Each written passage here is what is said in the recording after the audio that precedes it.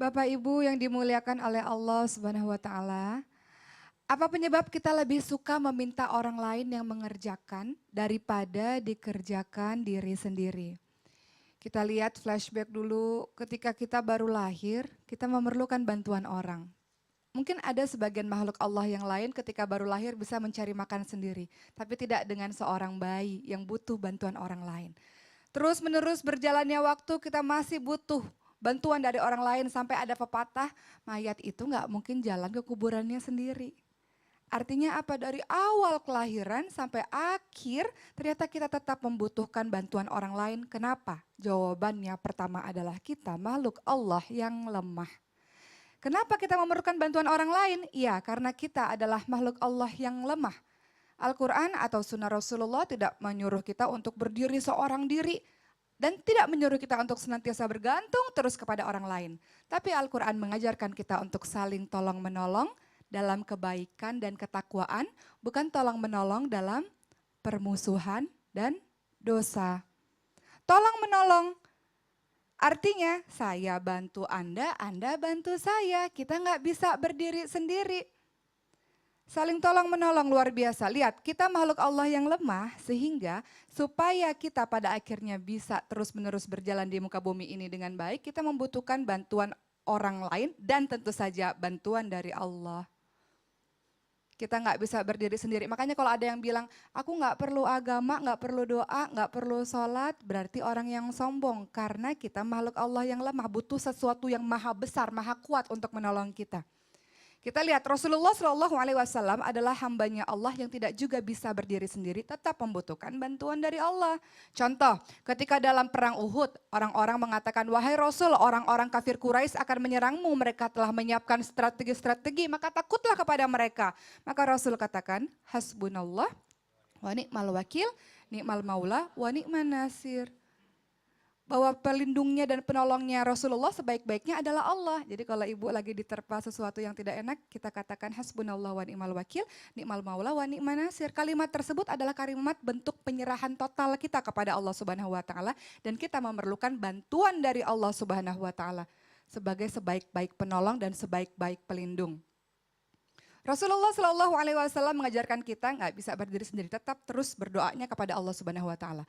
Ada juga nih, kenapa kita butuh bantuan orang lain? Pertama karena kita lemah, tidak mampu. Kedua karena kita malas, tadi kata Ustadz Maulana.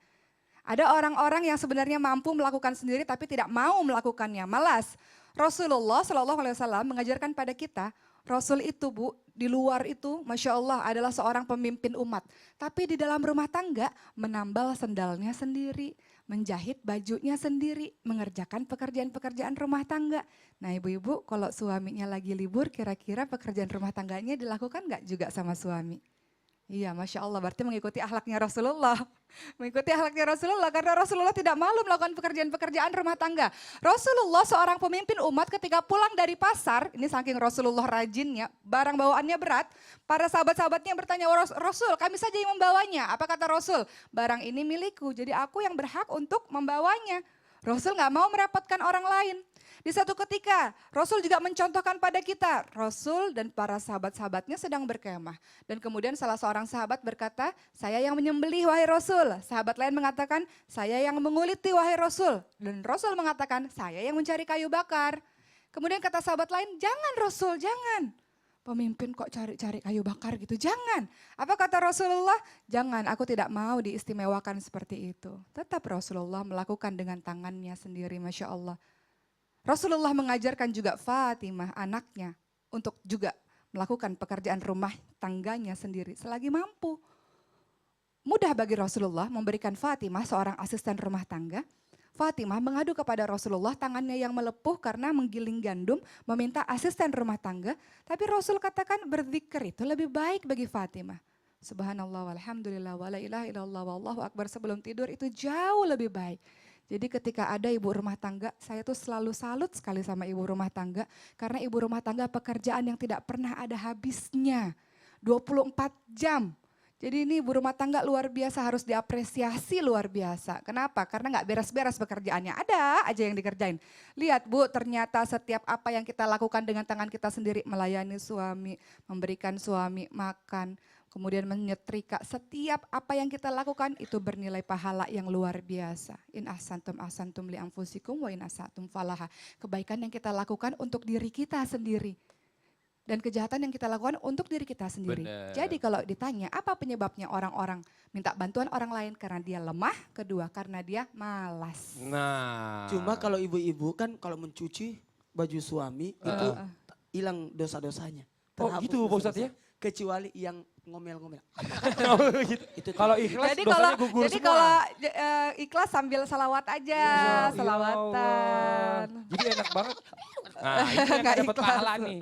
Yang dosanya nggak gugur yang kayak gini katanya. Coba kita ngobrol-ngobrol lagi sebentar sedikit sama Alisa. Kalau Alisa nih, Alisa kan tadi kan bilang kan seneng kan minta bantuan sama orang gitu, sama mama, apalagi yang paling sering ya. Kalau misalnya seandainya gini, kebiasaan ini kebawa di luar, Alisa minta bantuan sama orang, terus tiba-tiba orangnya nggak bantuin. Alisa gimana? Kesel nggak? Bete nggak? Bete sih, tapi ya akhirnya ngelakuin itu sendiri tapi sambil ngambek gitu, sambil kenapa sih gak ada yang bantuin nih? Oh, Gitu. ini berarti calon-calon istri yang kalau nyuci baju suaminya, oh iya gitu kali Pak Ustadz. Sambil sholawat. Sambil sholawat Sholawatnya tuh. tapi sholat astagfirullah. Kalau ibu-ibu masak, sikat menyikat. Kalau tanggal baru sikirnya beda. Tuh. Semangat. Ini tanggal baru. Karena tanggal baru. Tanggal baru. Keuangan baru masuk. Oh gitu, kalau pertengahan bulan? Salatullah, salamullah. Kenapa? Masih Karena stabil nih. alhamdulillah. Masih ada. Keuangan aman. Aman. Akhir bulan. Akhir bulan. Astagfirullah. Alasannya? Habis uang. Aduh ya Allah. Kalau Evan gimana Van? Kalau Evan, kalau misalnya ngelihat orang, misalnya diminta bantuan ke Evan kan paling sering kan dimintain bantuan nih. Evan tiba-tiba nggak ngebantu. Terus orang itu marah sama Evan gimana dong? Kayak contoh tadi seandainya kita ngelihat Alisa aja setelah minta bantu sama Evan nggak bisa. Ya kalau dia bisa sendiri sih ya lakuin aja. Yang penting kalau ada niat kan bisa ngelakuin gitu. Enggak Kalau mesti misalnya harus dia maksa, bantuin dong Van. tergantung juga kebutuhannya apa gitu. Jadi ini gitu. termasuk salah satu kriteria perempuan yang akan dinikahi satu hari nanti nggak? Jangan yang mandiri gitu, pengennya gitu. Kan ada jenis orang laki-laki kan pengennya perempuan yang manja atau perempuan yang mandiri gitu loh. Ada nggak kriteria begitu? Pengen sih yang mandiri juga. Oh Yang gitu ya. mandiri. Kalau saya sukanya dulu yang manja tapi mandiri. Gimana tuh? Dua-duanya jadinya. Kalau nggak manja juga nggak Ada seru. saatnya Iya, wanita betul, itu harus betul. ada mandirinya. Ah. Dan ada saatnya dia bermanja-manja. Nah. Nikailah wanita yang manja. Iya. Manjanya depan suaminya aja, jangan depan orang lain manja-manja gendong. juga. Waduh, jangan gendong-gendong juga. Repot berat ya kan. Ini nih buat anak sekolah yang lagi ujian. Hmm. Tolong menolong itu dalam ketika di sekolah belajar. Belajar kelompok. Tapi pada saat ujian tidak ada Masing-masing. istilah tolong menolong di situ. Betul. Ayo buka contekan. Ayo. Shh, Anak kecil jangan. Kalau pegang mata itu A. Kalau telinga D. Kalau hidung Jangan C. diajarin. Kalau Jangan mulut D. diajarin. Jadi nomor 3. Jangan Pengalaman diajarin. banget. Jangan Ini diajarin. hati-hati, tunggu dulu. Jangan diajarin. Hati-hati nih. Buat anak-anak yang terpancing untuk mendapatkan bocoran jawaban, hati-hati. Jangan sampai ternyata bocoran itu adalah kunci jawaban tahun 2001. Iya, selesai Jadi masalah. gimana Ustaz kalau A tuh ngucek-ngucek mata, Ustaz kalau Zoki B jangan ingetin gini. lagi. Jangan diajarin. Udah saya mau kasih kesempatan dulu Iya, sebentar. iya. Sama jamaah yang ada di studio nih. Yang mau bertanya langsung sama Ustadz Maulana, Ustadz Zaoki dan juga Ustadz Syambole. Silakan angkat tangannya Bu. Pak silakan ayo. Sebentar mana ya. Oh ini sebentar Pak Ustadz, mohon izin yang belakang dulu. Yang agak tinggi sedikit. Beda dari yang lain. Ibu silakan. Bismillahirrahmanirrahim. Assalamualaikum warahmatullahi wabarakatuh. Waalaikumsalam warahmatullahi wabarakatuh. Saya Ibu Ade dari Majelis Taklim Mahad Ali dari Anyelir, Kelurahan Cipadung Kidul, Bypass, Bandung. Ya, silakan Ibu. Ada yang mau saya tanyakan kepada Ustadz dan Ustadzah. Begini Ustadz, saya punya anak 2, semua sudah menikah. Kebetulan saya sendiri sekarang, jadi di rumah hari-hari saya dengan menantu. Terkadang saya suka minta tolong sama menantu hanya untuk minta dianterin belanja atau ke tempat pengajian atau nengok saudara atau nengok teman yang sakit. Kalau dipikir-pikir, kalau saya perhatikan nampaknya menantu-menantu saya itu keberatan. Kayak suka makruf. Bentar dulu, belum selesai. Silakan Bu. Untuk itu kepada Ustadz dan Ustadzah saya mohon solusinya apa yang saya harus lakukan dengan harapan saya ingin sekali supaya mantu-mantu saya itu tidak keberatan kalau saya minta tolong. Oh iya, Hati iya. mereka lebih ikhlas untuk Iya. menolong saya. Itu maunya ibu. Terima kasih Ustaz dan Ustadzah. Wassalamualaikum warahmatullahi wabarakatuh. Waalaikumsalam warahmatullahi wabarakatuh. Silakan Ustazah Oki dijawab dulu nih karena bicara masalah mantu-mantu ini gak gampang nih. Mantu itu sebenarnya kan adalah anak juga kan, Betul. anak mertuanya. Jadi sebenarnya seharusnya tidak jadi masalah. Hanya saja menantu itu kan kadang punya pekerjaan sendiri, Bu. Jadi mungkin kalau Oki misalnya posisi misalnya menantu gitu ya. Kalau misalnya ingin dimintain bantuan, inginnya sih ditanya, kira-kira bisa bantu nggak? Kira-kira hari ini lagi ada kegiatan nggak? Kalau nggak ada kegiatan, boleh tolong antar nggak? Jadi ada prolognya gitu. Jadi dilihat dulu ada kesibukannya atau tidak. Lihat kondisi keadaannya dulu gitu, Bu. Kalau pada saat dia bilang, oh mama mohon maaf nih ya kebetulan sekarang aku lagi sibuk mau nganter ini jadi nggak bisa nganter. Iya. Jadi nggak ada ngedumel-ngedumelnya ya gitu. Jadi menurut Ustazah Oki ya. jangan langsung di awal anterin mama ke sini dong, ke situ dong gitu. Kadang kan menantu nggak enak suka Iya, ngasih iya, alasan. iya. Ada alasan ke sini kan nggak enak gitu. Oke, coba kalau Ustadz Maulana. Inilah bahayanya kalau dalam satu rumah ada 2 dapur. Oh. Atau ada 2 rumah tangga di dalam satu rumah. Jadi kalau menikah gimana? Sebaiknya kalau sudah menikah keluar. Eh, Kenapa? Menantu tidak enakan kalau berada di rumah mertua. Dan mertua sok. Karena merasa menantunya numpang. Makanya lebih baik keluar.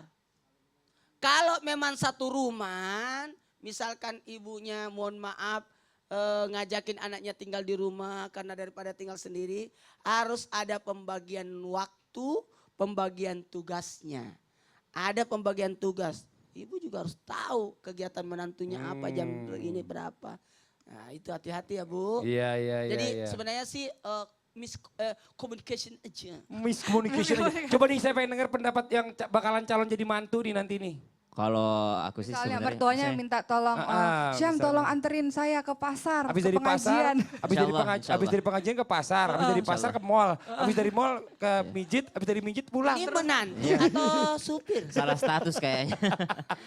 tapi sesungguhnya apa wa qadara rabbuka alla ta'budu illa iyyahu bil walidaini ihsana itu. Ihsan itu berbuat ihsan itu benar-benar membudakkan diri, membaktikan diri untuk orang tua dan mertua gitu loh. Jadi apapun yang diminta oleh orang tua dan mertua sebaiknya kita berusaha untuk melakukannya Wah, ini menantu idaman nih. selama mertuanya mengerti. Amin. Ibu jelas belum Ibu Ade tahu ya. Belum jadi menantu Iya, alhamdulillah. Belum jadi menantu aja. Peres dulu peres. Jangan sampai ntar jadi menantu berubah loh, awas nih. Udah dicatat nih sama calon mertuanya nih. Nih buat jamaah yang di rumah nih. Terima kasih banyak tadi pelajaran banget pertanyaan dari Bu Ade. Ini buat kita juga semuanya, buat saya, buat jamaah yang ada di rumah, buat Pak Ustadz dan buat semuanya lah. Mudah-mudahan kita juga sebagai mantu juga lebih tahu diri lagi. Karena sebagaimana juga orang tua minta bantu kita, kalau dia nggak bisa sendiri nggak mungkin minta tolong sama kita, kan gitu Ingat intinya. ya, orang tua itu jarang minta tolong sama anaknya. Betul. Karena orang tua itu lebih mulia. Masya Dan ketika Allah. orang minta tolong berarti menjatuhkan kemuliaannya. Masya Allah. Nih buat jamaah yang di rumah nih jangan kemana-mana. Setelah ini kita akan masuk ke segmen yang namanya Mungkin Kita Lupa. Ini bukannya kita mau ngetes bintang tamu, bukan. Tapi kita cuma mau mengingatkan karena dulu kita pernah belajar, takutnya kita lupa. Nanti kita ingetin lagi ya. Gini Bu. Hmm. Mungkin kita lupa. 1, 2, 3. Mungkin kita lupa. Setelah yang satu ini jangan kemana-mana, tetap di Islam Itu Indah. Jamaah. Oh jamaah. Alhamdulillah.